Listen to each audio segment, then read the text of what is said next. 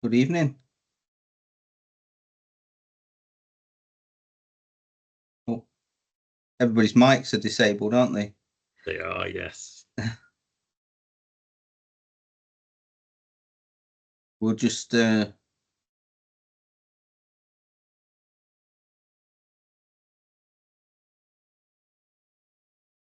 looks like I can allow mics if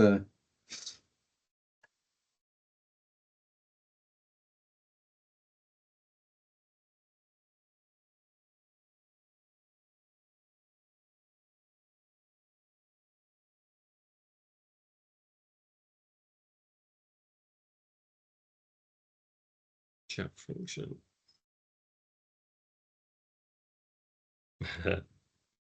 Yeah, people are typing in the chat.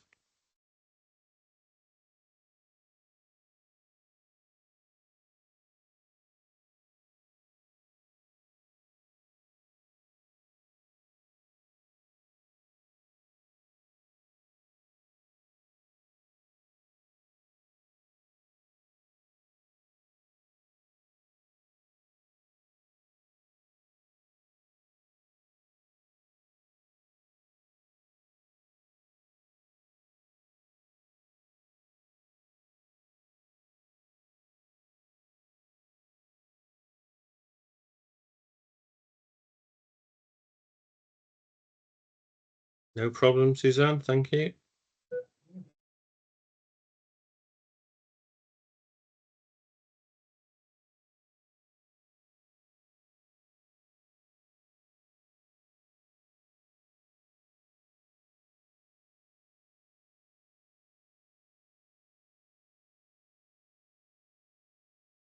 I'm just going to give it a minute or so, and we'll do the intro and then head into our meeting.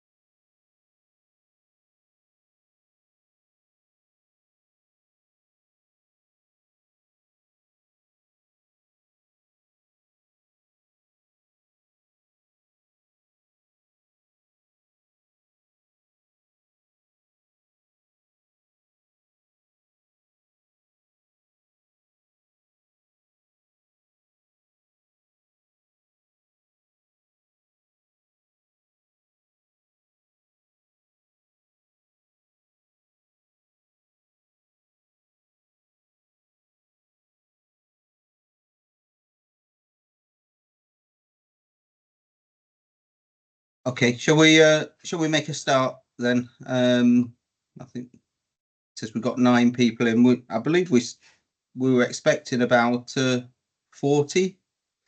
But anyway, it's approaching 7 o'clock, so we'll head off. So just quick introduction. So our guest speaker tonight is Mark Graham. He's the Quality and Assurance Director at Mighty, and has a proven track record in a number of industry sectors. Mark will probably elaborate on that as we go in. He's also a respected advocate for the quality profession, and has represented the UK and the CQI at various international standards committees. Mark's chartered quality professional and a fellow of the CQI. So Just for everybody's awareness, so we are recording the event tonight. So cameras and mics have generally been disabled anyway. If you've got any questions, if you can put them in the chat, and we'll pick them up in the Q&A at the end of the session, at which point the CQI will enable the microphones so people can speak to Mark directly. Other than that, the CQI will circulate the presentation to all attendees after the event. So I'm going to sit back and hand over to Mark, who will share his screen. Thank you, Simon. Let me see if I can get this technology to work first. And then we should be okay. Right, can you see my screen? Yeah, I can see that. That's always a bonus. Okay, so I can't see the chat function, so if anything pops up, give us a shout, please. Welcome to everybody. It's always a pleasure doing these branch networks and seeing how keen and eager people are to develop their CPD and learning outside of the normal networks that we work in. Not my first presentation at Derby and Nottingham, and probably not the last, but I do believe this is the last one to cover the profession map and covering context in particularly. So what we're going to cover off today is a little bit about myself and my company. So it's about context. So I want to give you, my experience, my knowledge, and the way I apply it. It's not necessarily the only way. There's plenty of other ways of doing this as well. But I think it's fair to say, quality is not just a job to me. I absolutely adore quality. It's my hobby. Any opportunity to get involved in anything to do with quality, volunteering, supporting local businesses, I'll do it. And obviously the day job that pays bills, the mortgages and so forth, but I'll talk about them in a minute. Currently, I'm Group Quality Assurance Director at Mighty. We are the UK's largest FM and service provider. We've got about a 50-50% split between government contracts and private sector. Also ISO TC 176 liaison to IAF. So that's the technical committee at ISO that's responsible for the 9000 and 10,000 series. Co-convener, I should actually put in there, for the 9001 Brand Integrity Working Group. That's working with a lot of other different standard groups such as CASCO and the IAF and ISO to try and prove what people think about the integrity of 9001, where the problems are, how can we fix them and how can we address them.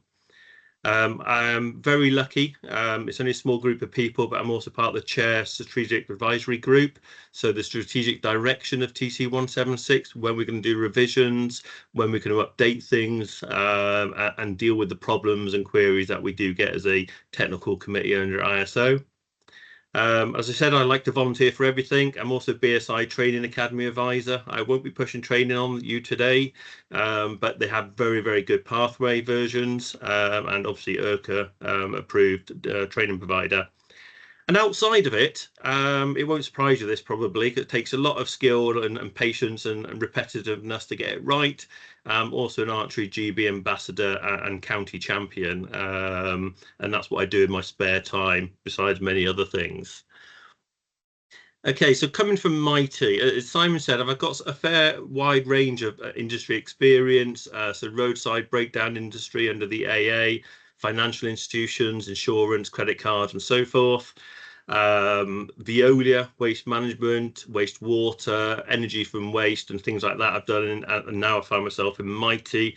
And prior to all of that, I was ex-army and spent 12 years in the Royal Electrical Mechanical Engineers. But where I am today is Mighty. Been here for about 16 months. I say there's 64,000 employees. That can jump by 3,000 or 4,000 and go down by 3,000 or 4,000. We are driven predominantly by acquisitions and winning contracts, losing contracts, securing extensions to contracts and so forth. But we are the leading facilities management professional services company in the UK today.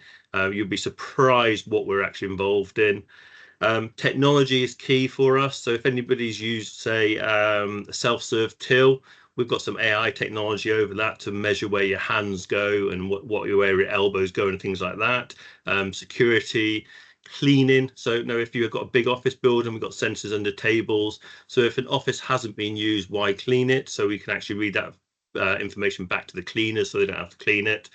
And we have over 3,000 blue chip customers, and these are big players like Lloyds Banking Group, Marks and Spencers, Ernst and Young, Ministry of Justice, MOD Defence, and so forth. We are made up of a few groups. We have a technical services division, a business services division, projects that literally do anything and everything. That's our growth market by far. And then we've got communities that look after healthcare, education and immigration. And they're the four main business lines that we work with. As you can see at the very bottom of this slide, I've just got some of the companies that are actually mighty companies, but they may not look or brand. We've got Biotecture, which does the green walls on the side of buildings or inside of buildings, helps with your offsetting of your carbon waste and so forth. Custom Solar, the biggest solar manufacturer and installer in the UK. G2 Energy, it just goes on and on and on. They connect to the national grid and things like that. We're mainly UK based, but we do have a lot of coverage in military establishments right across the globe. Okay, to the main presentation. What we're going to talk about today, which is quite interesting because I was meant to do this many months ago before I had a short stay in hospital, was context. So context of the profession map is the first part that we tend to look at and understand. We're doing it a little bit backwards, but it's not a problem. I think when we look at the word context, we look at it in a content where we know what we're trying to achieve and how we're trying to achieve it. It generally does work because you know your environment, but we'll come to that in a minute.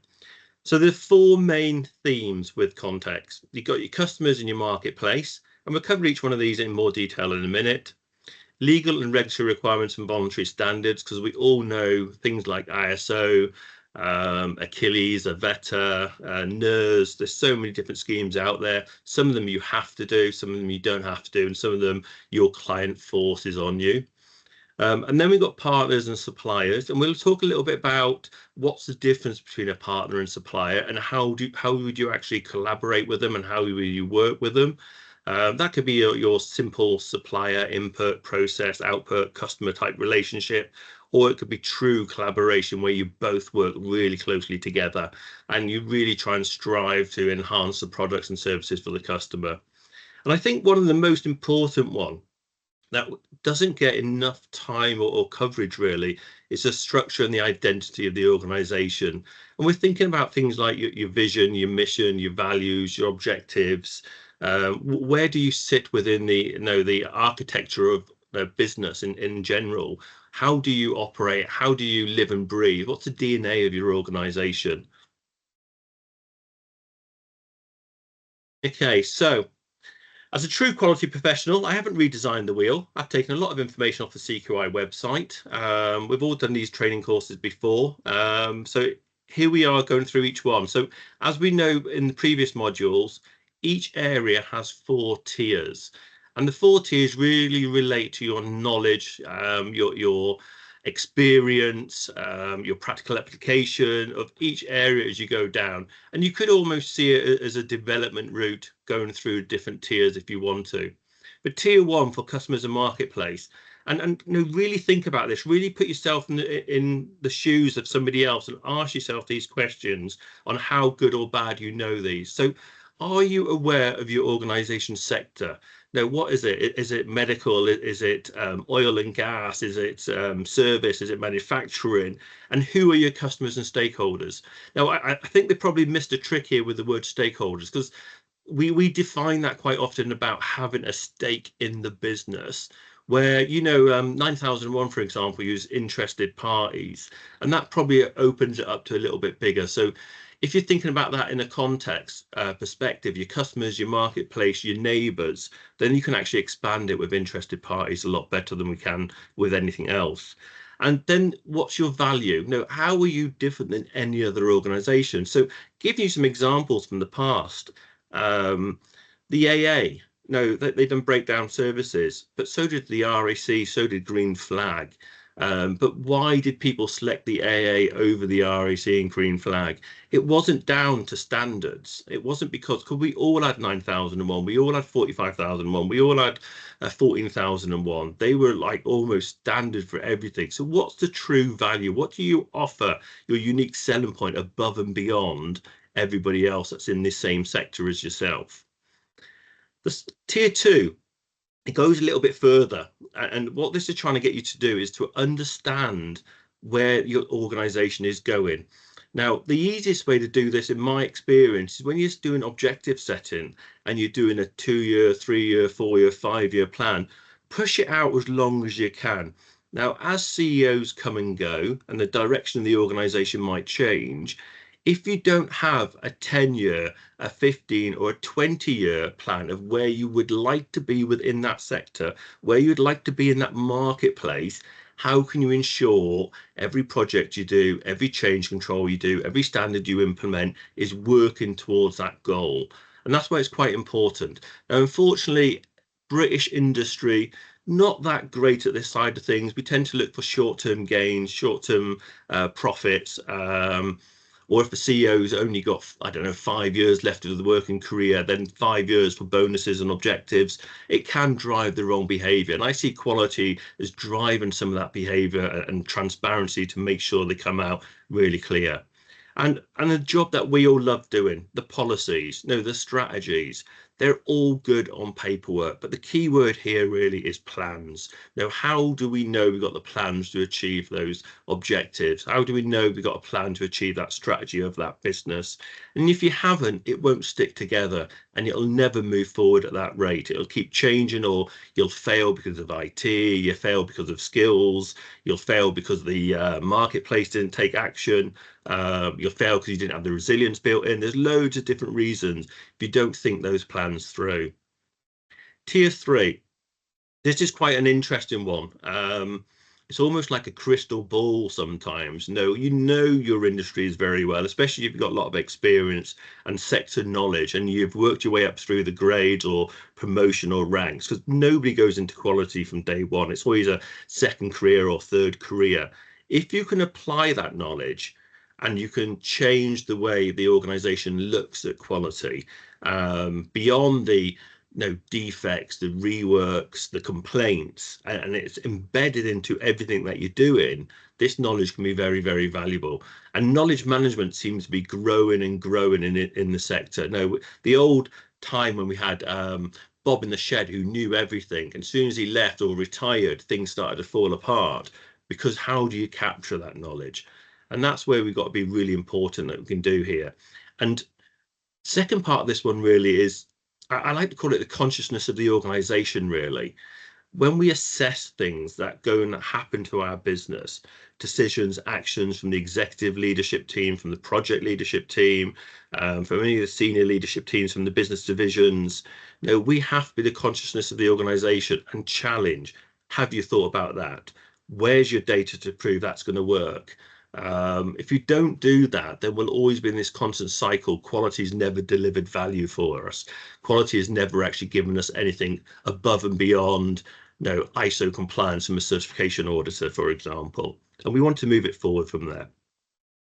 Tier 4 is where you first see this, you can lead. Okay, so this is when you lead in teams of quality professionals or business improvement specialists, or whatever you want to call them. You're no longer doing the hands-on, the dirty work as such, the coal face, whatever you want to call it. This is when you are physically advising people, you're creating plans, you are developing schedules for audit. So you're doing like a risk-based audit program. You're not doing a rolling 3-year program or rolling 12-month program because you've got to cover every process. You're looking at things like risk, you're looking at customer satisfaction scores, you're looking at net promoter scores, you're looking at invoice lags and things like that, and you bring that all together and say, this is the plan that we should be auditing to. It's got to remain very organic. It can't be set in stone all the time. And there's no harm in setting things in stone, but have that flexibility that you can change and move things. The other thing within this you can lead stuff, it's actually understanding it from the customer perspective. I think this is quite key on another area. So we have it in our industry all the time where we have a very good facilities manager and they might be providing a service for a client. And that client turns around and says, that's a good person, we'll nab them. And they take them away, offer them better benefits, offer them better pay, and you lose some of that knowledge. So you really need to work closely with your clients and making sure that you can both work and contribute together. Collaboration, ISO 44001, if you don't know, it's a good standard. It drives the tools and methodologies for driving that collaboration. So you're moving suppliers into the partners realm and things like that. Legal, regulatory and voluntary standards. So I think the first thing we've got to say about voluntary standards, there's loads of them out there. There's not hardly any mandatory standards as such. Now, there's a few quoted in legislation that you may have to do, but these also apply to different working conditions. So you might have to work to a government body, IR35, for example. You might have to work to Ministry of Justice rules, or in my team, we work to the Ministry of Justice for immigration, and where we transport people, where we house people. There's all sorts of rules that you have to do on those side of things. So some of them are mandatory. Quoting in legislation, you've all got your asset registers, I should imagine. You're looking at legislation when it comes out. How does it apply for your organization? Another key way of looking at this, and something I always find very valuable when you come down to these key standards and regulations, what are your competitors doing in this field? Now, have they recently been prosecuted for something? Have a look at your own organization against that prosecution. Now, all the bodies like Financial Conduct Authority, Environment Agency, Health and Safety Executive, they publish a lot of this information online. So when one of your competitors have been fined or taken to court, have a look internally. Are we doing it? How can we ensure our processes are robust enough so we don't do it? Now, I manage all regulations across our organization today. Now, anything that is, I suppose, our license to trade, if you wish, sits in within my area. And tier 2, it's about applying it. Now, I have seen multiple management systems in the past, and I'll just pick on one where I would love to get this changed through the IAF and Casco. How many times have you seen a business management system written out in standards, by clause number? We achieve clause 4 by doing X, Y, and Z. We're clause 5 because we do this, this, and this. And we're trying to ban that because the standards clearly state that implementing the requirements into business processes. So that's what you should be doing with all your regulations, with all your frameworks, right across the business. This is what we need to do. This is how we should be doing it. Involve the stakeholders directly involved with that process, but then look upstream and downstream of that. Now, what's the consequences if they do something different? How would that impact the people, possibly the clients, possibly internal colleagues? But how can we identify all those and then address the risks associated with those where possible? And some of it is easy. We've got some environmental legislation, health and safety legislation. It's black and white. But when you start moving to new legislation that's coming out around AI, and we may not have the skills. So then you got to start thinking about where do we go to get those skills? Where can we get that knowledge from to ensure that it's actually applied properly? Tier 3, this is leading, I suppose, into more senior management side of things now. You are now creating the strategies for your team. You're embedding how your team works with other teams within the organization, what you want them to do. So I can give you a prime example of that is when you set, say, quality objectives. I've got one for every business division. We've got customer complaints, we've got increase in net promoter score. There's a whole bunch of things that we can manage, we can build into other senior leadership teams and get that commitment where we can. Now, the compliance side of things could be internal audit, could be self-checks. We adopt the 3 lines of checks, 3 lines of defense, in our business. So we get operational team to do an audit, we have a second line audit, and then we have a third party external audit. That could be a certification body, that could be a regulator, and many other schemes that we have where they come in and actually assess us. But all of it is good, but it can be burdensome. And that's what that third point is really about. Okay, make it work for the organization. Don't do it because it says you must do it. Okay, it's got to be embedded into business as usual, or else they're going to struggle, and people will struggle against that. And then tier 4, we're back to the leadership position now. You manage an entire team of quality professionals. Now I've got 359 people in my team that do compliance, assurance, audit. And what I'm really doing is setting boundaries for my direct reports. I am not actually micromanaging every single person around there. So you are responsible for this standard. You're responsible for this regular piece of legislation. Go off and ensure it's embedded into the organization. Know that the culture is right. Now, we talk about quality culture a lot, and there's some good people in CQI that know a lot about quality culture.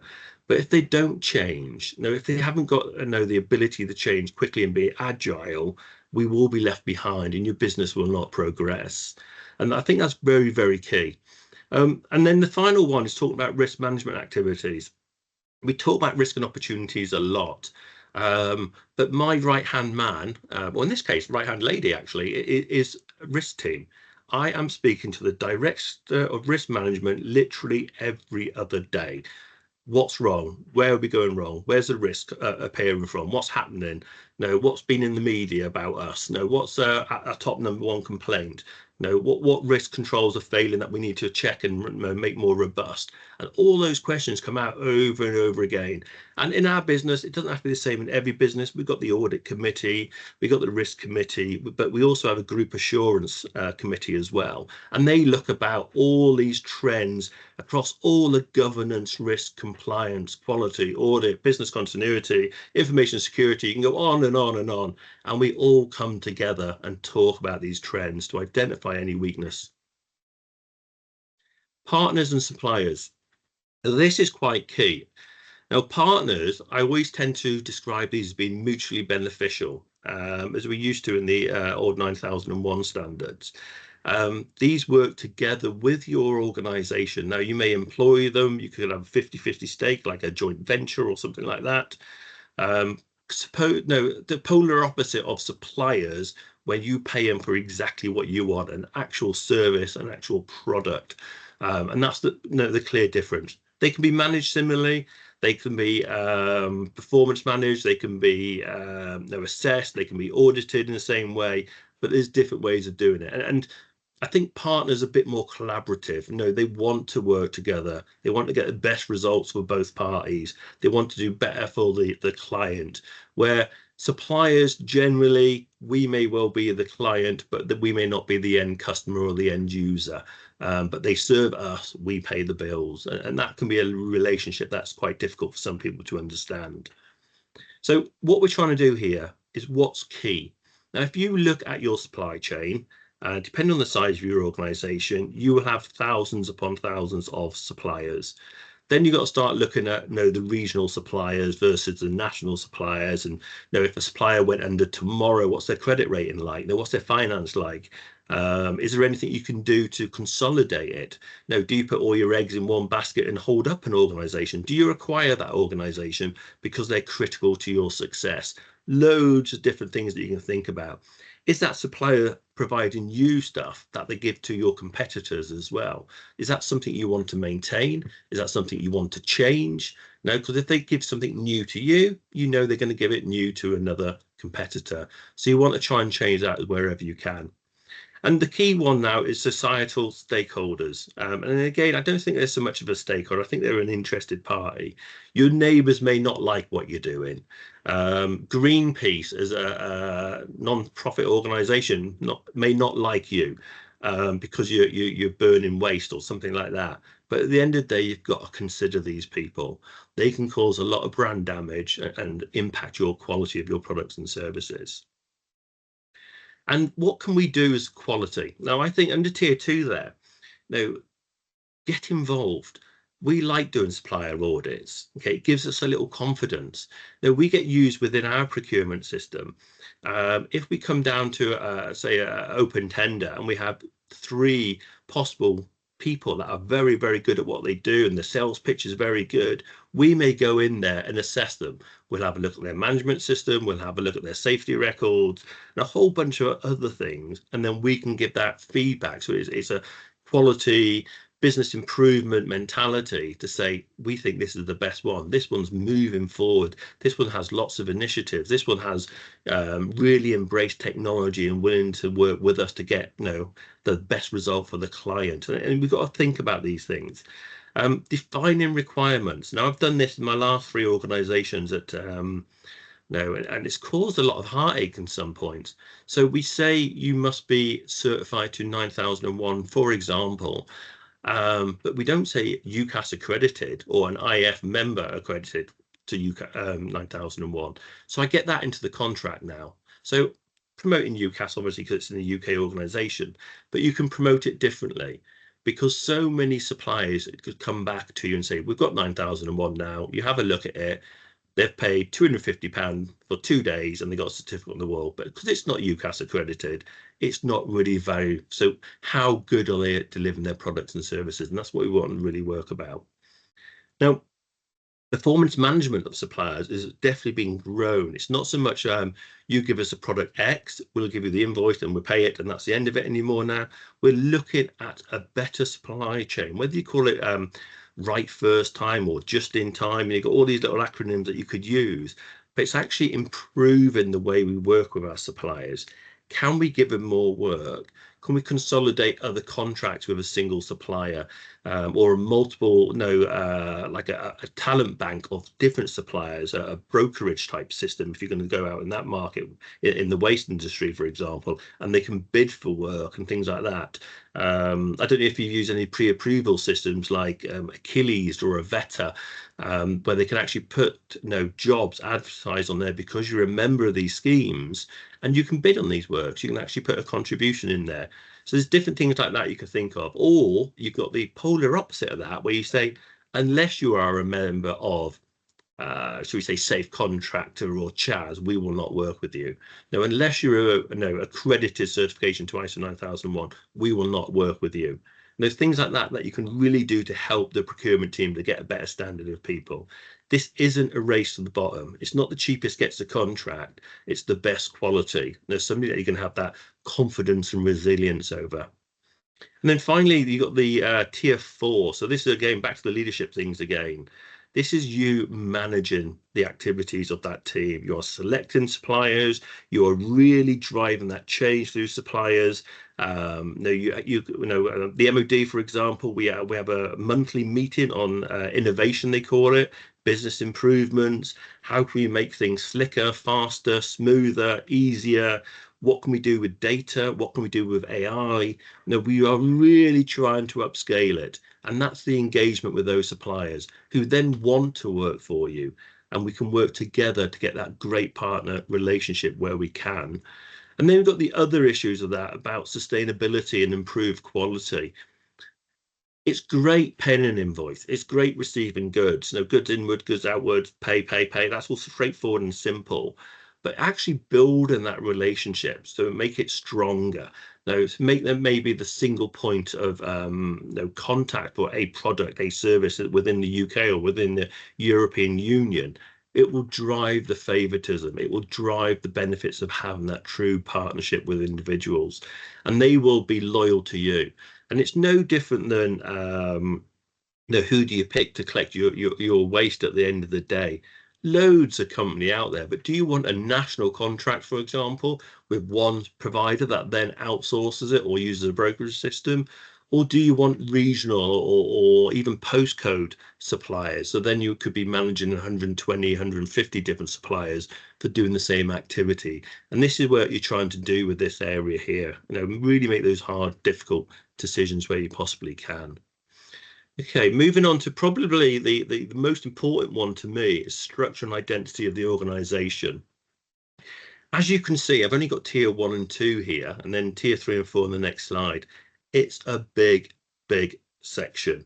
And again, I also feel this maybe should have been the first part of this. So as context is the first part of the profession map, I think structure and identity of the organization should have really been the first part of this area when you're talking about context, because this is your DNA. This is how the organization works.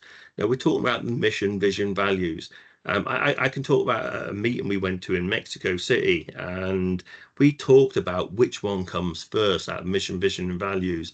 And in the end, in 9004, it was standard, we actually put them together in the same bubble because we felt they were in a continuous cycle of feeding each other rather than actually doing it. But it took us about 3 days to get there, and I'm very, very long days, 12, 14-hour days to get there.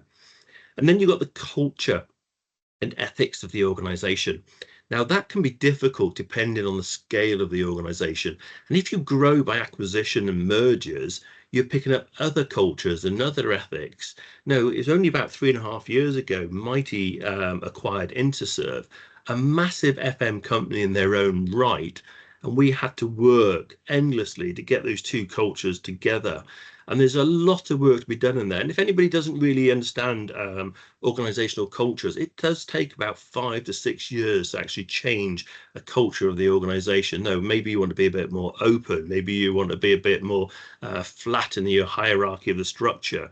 Maybe you want transparency, things like that. It takes a long, long time to do. And within that, you can also bring in things like diversity, equality, and everything else.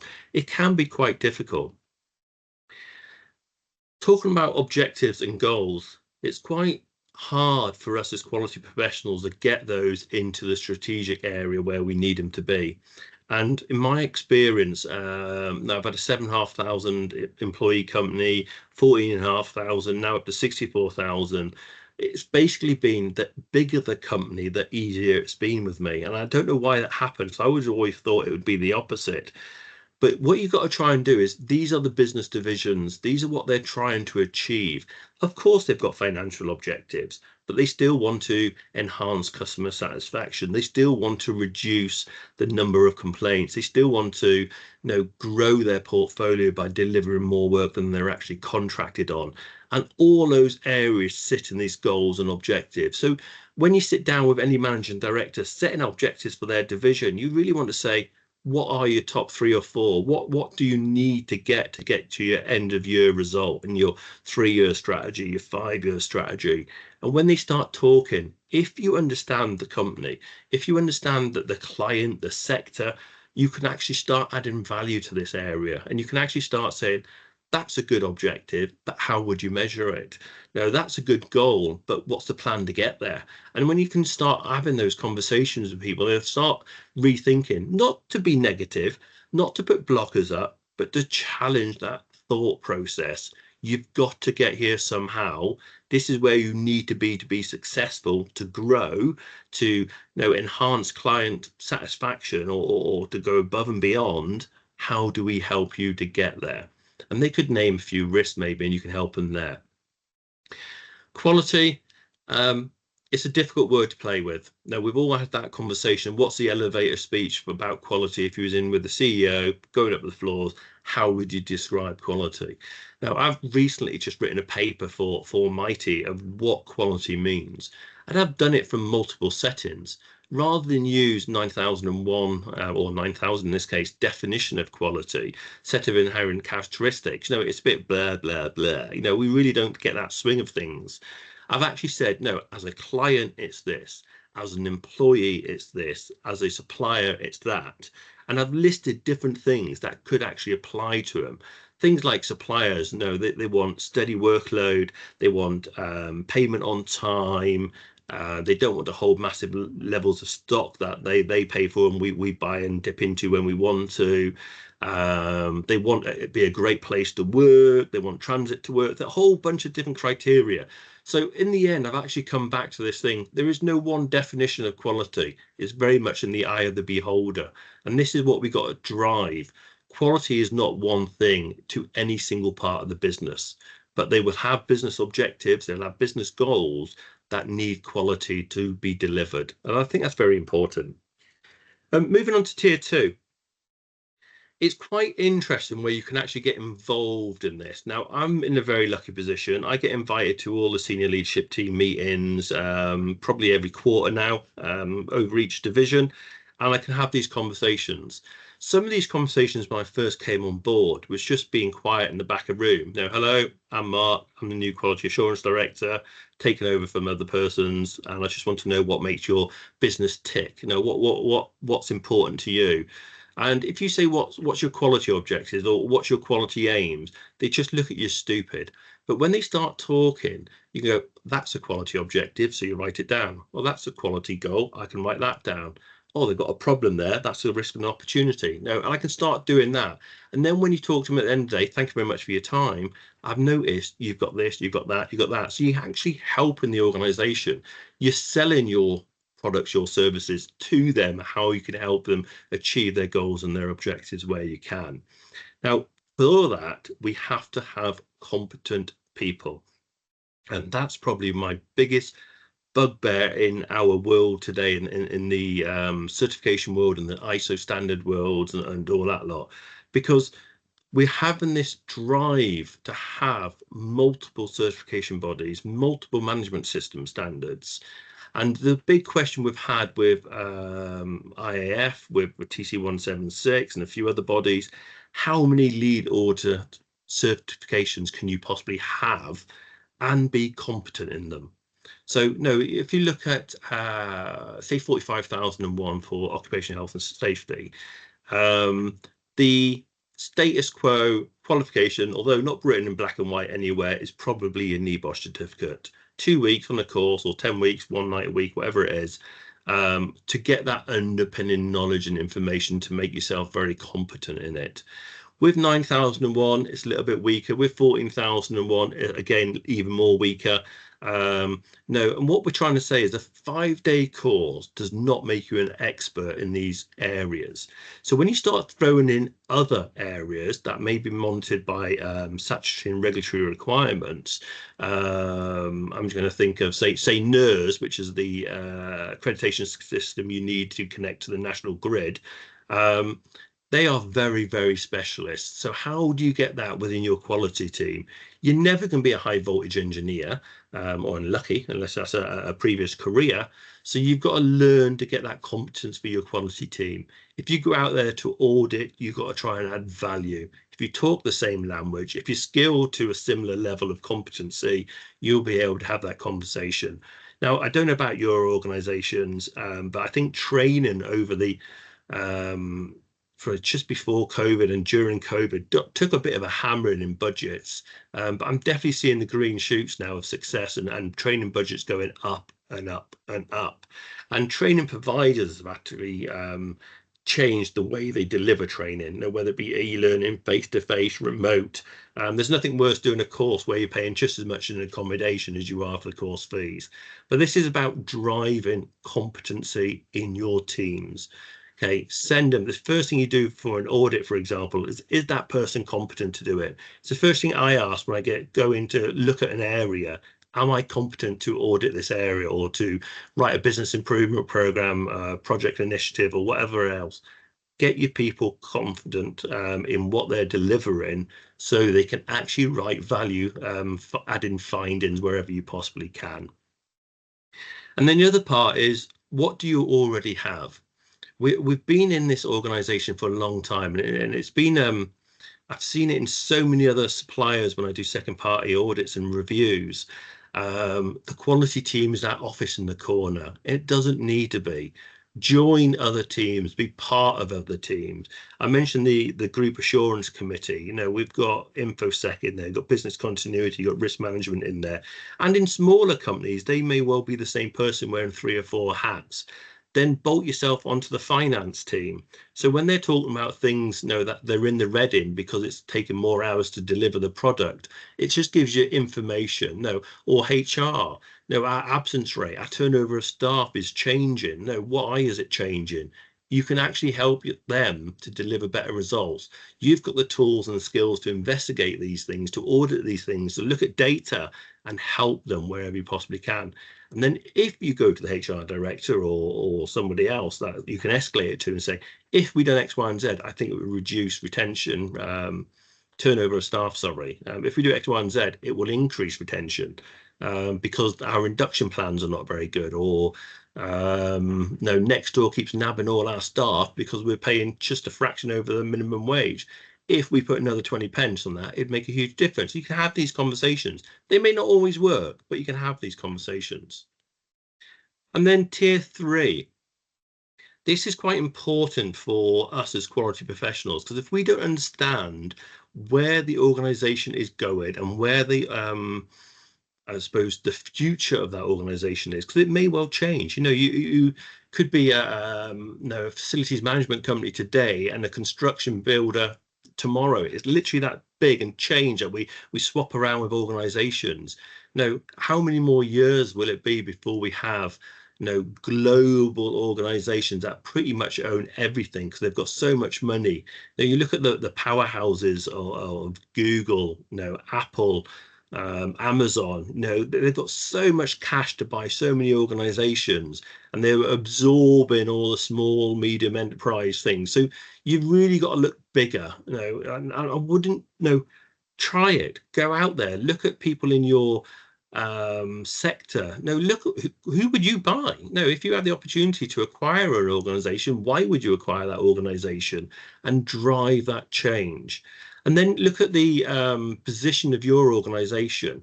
Where does it sit in the sector? Where can you get benchmarking information to see whether you are better or worse than your competitors?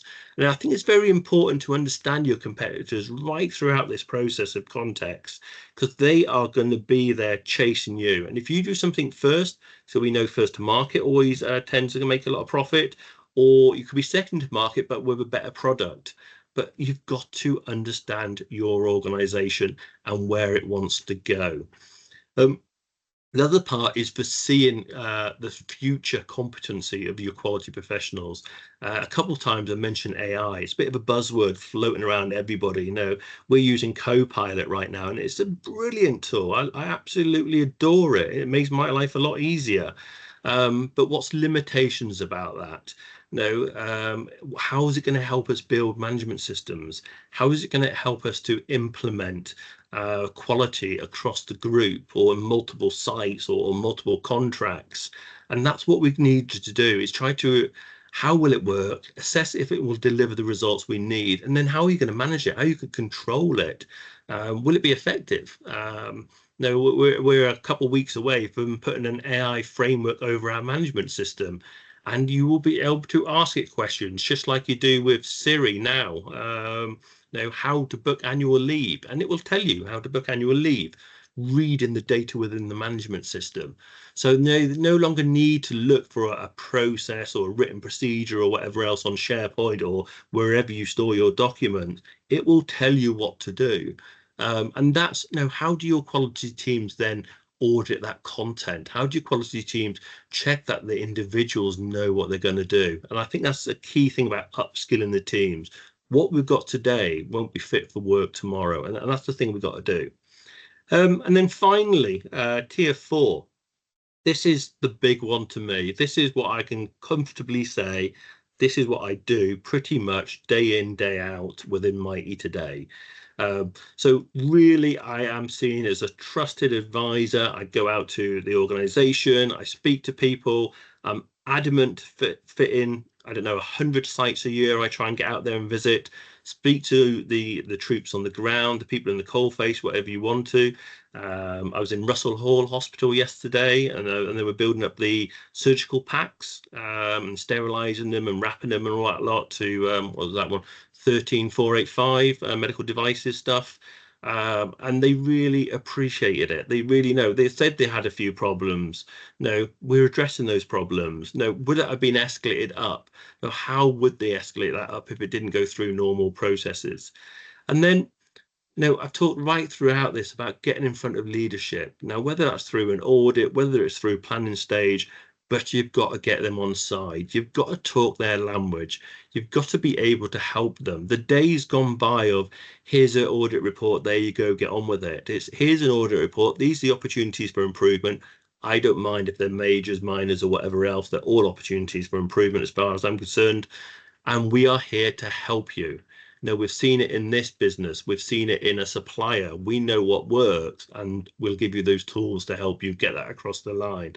So we're not just advising, we're also supporting. I think that's very, very key. And then we talked about competency. So I'm not really even going into that much more detail, but it's really having that insight, what's around the corner. Now, this year alone, we've implemented asset management, 55,001, we've done 44,001. And the training for that is not just been about the quality team. It's not been about the audit and assurance team. It's also been about the operational team. We've got those people on board and involved so they know what we're looking for. So when you're looking at competency, don't just look at your own core skills within your team. Look how you can share it. Now, I said I wasn't going to talk about BSI and their training courses, but I can't give you prices over that. But, you know, an individual going on a lead auditors course or an in-house lead auditors course will always be more efficient, you know, and better. So even if you fill it with 10 people, you can get 2 people from ops and they'll do the course for 12. No, so you can bring them on that journey and they start to understand your language as you learn their language. And the final one there, I've said it before and I will say it again and again and again, get involved with your risk management functions, get involved with your financial internal audit people, understand what keeps them awake, understand how they are monitoring and reporting. Now, it'd be great if we could get one single reporting methodology across the business. If we describe it as a major or significant or red risk, whatever it is, but they all align. So when managing directors get these reports, they understand the severity or the insignificance maybe of each type of report. So that's basically the context in a nutshell. And I think it's quite important to cover it. And there's loads and loads of other sources out there. But why is it important? Well, this comes down to your own individual development. Now, it is a competency assessment. It is for your own career progression. So if you look at the tiers on the left-hand side of this slide, for example, you can almost do a SWOT analysis on yourself. Where are your strengths? Where are your weaknesses?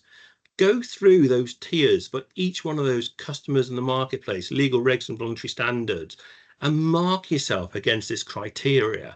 And this is just a fictitious one I knocked up earlier, but you can say, no, I'm a little bit weak, but I really want to be a leader in this industry. How do I get to number 4 for legal regs and voluntary standards? Do I volunteer for working groups or technical committees with the National Standards Body? Do I do work for Chartered Quality Institute or IRCA? Now, how can I get my name and knowledge and information shared to bring me to level 4? And it applies to all of these. How do you bring yourself down? Okay, I don't want to be a director. Maybe you decide you don't want to lead a team, but you want to be a manager or supervisor of a team. So you may just want to go down to level 3. Now, this membership level is not an exact match. Okay, you do not have to have number 4 right across there for Chartered Quality Professional Fellow CQI. Okay, you can dip up into other areas. It's not you've got to have all 4 to be at this level. It's useful, and it's useful to be working towards that. So where do you have to develop? Where do you have to grow? Okay, and then the final slide before I open the floor to questions, just some additional information. Okay, we covered context today. It's all available on the profession map of the website. It's not hidden behind your password that nobody can seem to remember. We always forget it. It is on the front page. There's a couple of YouTube videos there I put there, so when you share out these slides, have a look through. People will talk about different things based on their own experience and knowledge. And my own contact details there. So if you have any questions and you're a little bit shy or you don't want to speak out on this group, please send me an email. I'm not going to lie to you, I am extremely busy right this moment in time, but I promise I will get back to you sooner or later. It's pretty hectic, full-on life in and outside of work right now. So over to you guys. Any questions?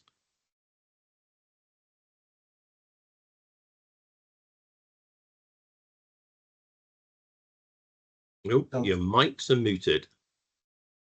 I've just asked Chanel to bring the mics on. Yeah, online. just activating that now. Okay. I'm just having a quick look through the chat, Mark.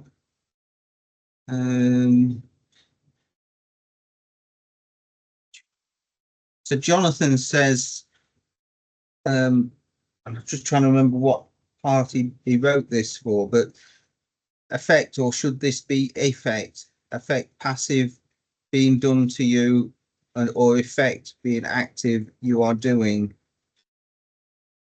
Good question, well presented, and I get that the wrong way around on a regular basis, but yes, it would be in this case.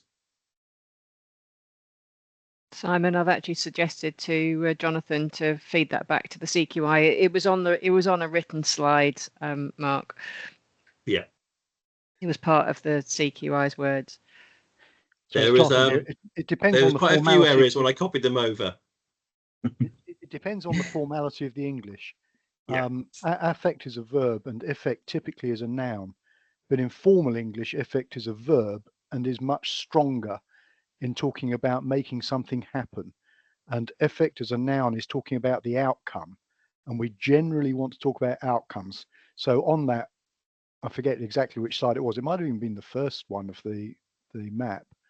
It's a tier 3 item. To my mind, effect would be a stronger thing, but we're getting into the weeds of sort of complex English grammar here. We move on there. So Adrian says, with the major companies, there are whole legal departments who keep the company in line. For smaller companies, how do you suggest that quality professionals assist the leadership? From my perspective, okay, so we're a large company, and I can assure you we do not have a large legal team. We outsource it as and when required. So we've got a very, very small legal team. My team has been given the responsibility to check regulation, to manage regulation. So we get the typical updates you get through IEMA, IRCA, Barbers, and all that lot. So we do a regular scan of that, and we have, I call them spiders, but they check the websites and they scan the systems every week, and then they come back with a whole bunch of new legislation when they get updated. You can do that automatic. So if you sign up to something like Barbers, there's quite a few. There's one for medical devices, which I can't remember the name for it. They will notify you through an email comms system.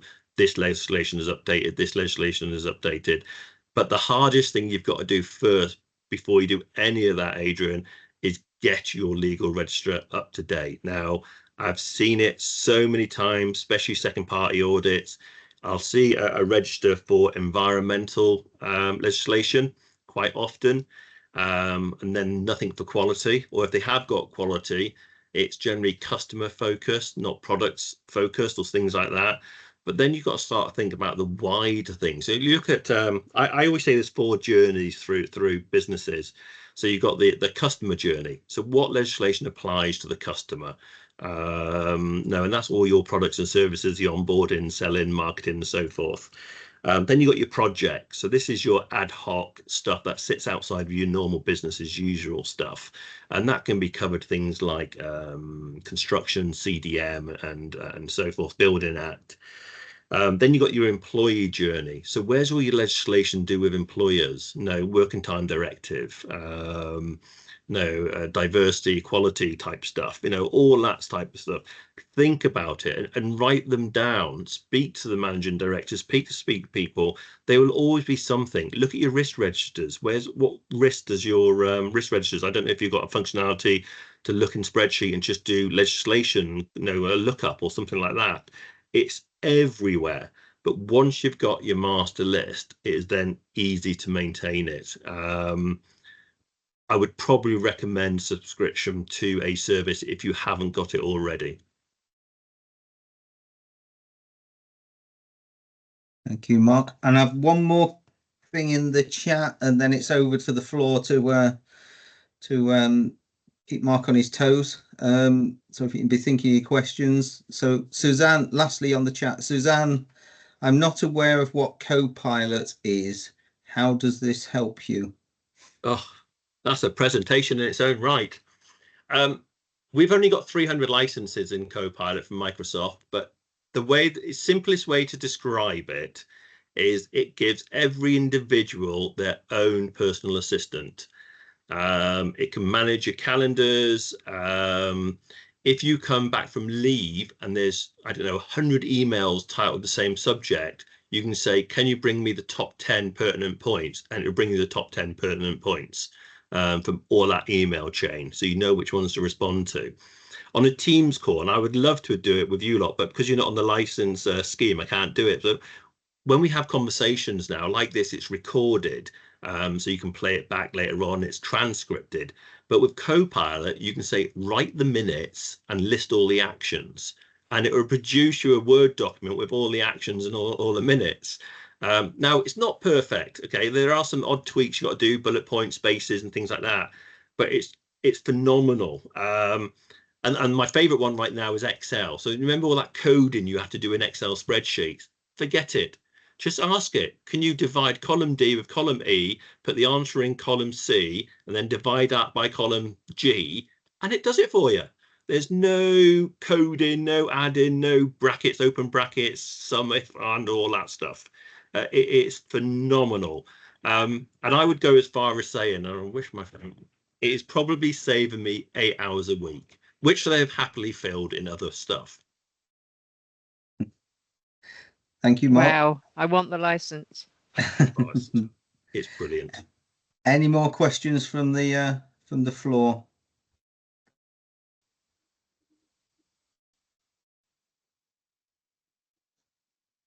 Dwayne?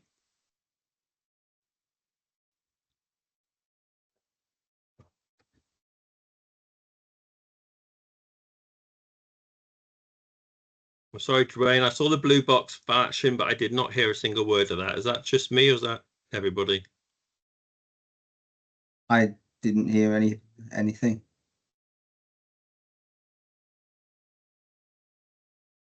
No, any more questions? Going once? Going twice? Hi, this is Rajneesh Dixit from India, and now it is 12:26 at night. But I was very curious to attend this session because I wanted to apply for this membership, and it is very clear. And I was having so many doubts when I was trying to fill up this form online. Even I wrote an email to CQI asking if there will be anything, any guidance or any webinar can be organized. Luckily, I wrote 2 or 3 days ago, and now I am attending this webinar or seminar, whatever I can say. So I would like to say thank you very much. It is very informative. And many of my doubts, even now you cleared in this first topic, that is context. So thank you very much for organizing this. It is very much useful for me. And hopefully in coming days, I will be able to apply for this membership. Thank you very much once again. That's brilliant. Thank you. Okay. Any more questions?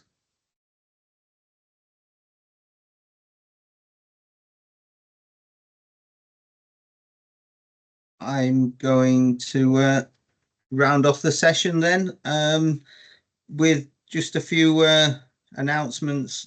So the next events, I don't think any of these are quite confirmed yet, but the plans are for a quality and business improvement panel session, and we've got 8 female panelists, I believe.